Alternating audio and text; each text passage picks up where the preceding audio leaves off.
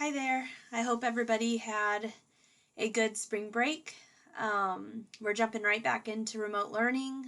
Things are going to be a little bit different, so I thought I would do a quick little parents guide to remote learning for our class. And so hopefully this won't be too long, but I want to kind of go through these 5 things.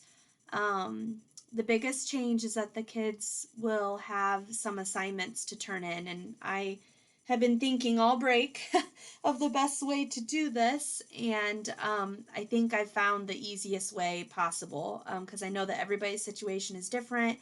Those of you that don't have the ability to get online, you don't have internet, I will be contacting you individually and talking about how we can adapt this, but mostly everybody has some type of device. All of these different programs, they have apps, so you can use it on a phone, you can use it on a tablet, laptop, whatever. Also, um, a lot of the apps, they, like for example IXL, I'm going to show you in a second, they show you a problem to do. The kids brought home their notebooks. Like, make sure that they're using their notebooks to show their work, and just use the app in order to answer the questions, because I don't want them to hurt their eyes like trying to read and things like that. Um, so anyways, we'll roll with this. We'll try this week, and maybe I'll get some feedback from you guys at the end of this week and see how it went. So first we're going to start with the weekly assignment list. And every week on Sunday evening, I will send this to you guys through Blooms. So basically, this is what I'll be collecting for graded work. So the first thing would be reading at least 3 times a week, at least a half an hour, 3 times a week. That is just going to be the honor system, and they could also be taking AR tests. There really isn't any way for me to keep track of that. There are going to be 4 IXL lessons each week. And the way that they are going to turn that in is basically they're just going to go to the program. They have to get 100%. That's mastering the score, and I'll talk a little bit about that later.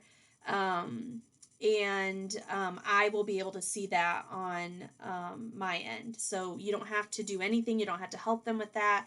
They have used IXL before. They know how it works. So that should be something that they should be able to do easily.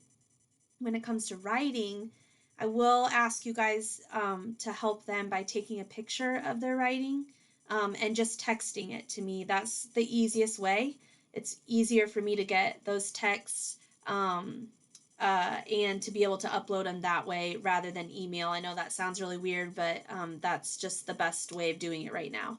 As long as the kids have their name on them, just like we're at school, it should go pretty smoothly. So for example, this week they'll have reading, they'll have those 4 IXLs, and then they have 2 different poems to write. And so we're going to be working on poetry, and then we'll do something else for the month of May. But that is what I need from them as best as you guys can do. The rest of the stuff that I sent home, that is stuff that if you want to keep adding that on, I know some of you probably think this is just right, this is not enough, this is too much. Right here on this page, this is the main focus. The other things that I put on Yammer, or like I said, the things that I sent home, those are all extra things that if they need more things to do or they need more practice, you guys have those resources. Also, if the kids need help, they've got Yammer, they've got YouTube. I'm going to show you the YouTube channel that I have. And then another difference is I'm also going to have open Zoom meetings every Tuesday and Thursday from 1 to 2. So if they have any questions at all about their work, or if they're stuck, then they can just jump on a Zoom meeting with me. I'll have it open the whole hour, and they can ask me those questions in real time. And we will continue. Oh, and there's the code there. It's the same for every Tuesday and Thursday. At least it should be. And then the Zoom Family Blob will continue those on Fridays at 4 p.m. That seems to work well. And so this, like I said, will be sent to you every Sunday night. I'm going to send this to you this evening as well. Let's see. Next is Yammer. I just want to go over Yammer with you guys. Yammer is basically like Facebook for our classroom. I have all these pages on the side here, and the most important ones are the good morning section, reading, writing, and math. That is where I'm going to do my teaching. And so we are expected to be teaching some new things, or the things that we would normally be teaching at the end of the year. And so this is a place that the kids know how to use. This is something that they can find the videos quickly, and they can listen to them. They can comment questions, things like that. The majority have been on here. I've been impressed. There's been a lot of them on here, and so I'm hoping that we can get the rest of the kids on here as well, so that they can see those videos. Some of you are having issues with seeing the videos here. These are all coming from YouTube, and so we've got like all these videos you can go to YouTube to find. So I'm going to show you our YouTube page. So this is the 501 Remote Learning with Miss H. So if Yammer's not working and you need to see those videos, you can come to this page, 501 Remote Learning with Miss H. This is totally out of my comfort zone, and I never thought that I would have a YouTube page in my life, but it needs to happen. So anyways, you can see I've got one of the newer videos up. And if Yammer is not working, then this is a place to find the new videos for teaching. And then lastly, you can see here, if I can get to it, my meetings. Okay, so these are the meetings that I have scheduled for the rest of the year. This is not something that, like, they do not have to do this. This is the Tuesday and Thursday meetings are just in case they're stuck and they have to ask me a question, or if they just want to talk to me, that's fine. And then, like I said, that Friday family blob is for them to hear from each other, just nice for us to connect. These are not mandatory meetings. This is not new teaching.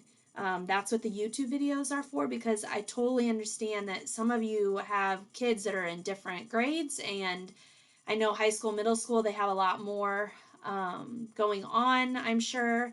And so I want this to be set up where the kids can pick and choose when they need to do their learning. So the YouTube channel, they can watch those videos anytime, and they can do their work at any time, whatever schedule you have set up for them. It's another reason why I made the question times Tuesday and Thursday. I thought that's the off day, so maybe that would be that would work well if you have like high school, middle school students using devices as well. So hopefully that makes sense.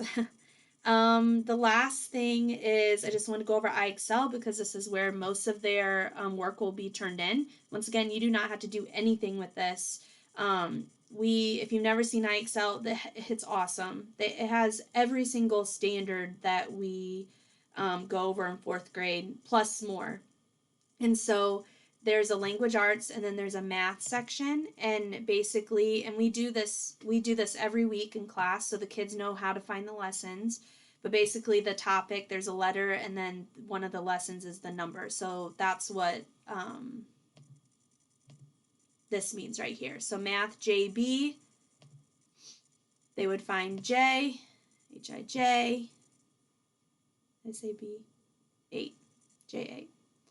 And then they would click on this lesson, and then do you see this graph over here, this bar graph? This tells me who has finished it and who hasn't. And so it looks like it's finished here, but I looked, and there's actually only one student that started it, and they just like did 1 or 2 questions, and then they didn't finish it. So it gives me all this data. It's a really great tool, and I think it's the easiest way for me to make sure that the kids are practicing these skills. So, quick overview. This is the weekly assignments. We've got Yammer, YouTube, and Zoom for resources. And honestly, the only thing that you need to do to help your child turn something in is to take a picture of their writing and text it to me. So I hope that is clear. I hope that is beneficial without overdoing it. Like I said, I'm trying to make it as easy as possible for you guys. And this is totally new territory for all of us. I know I keep saying that, but it really is.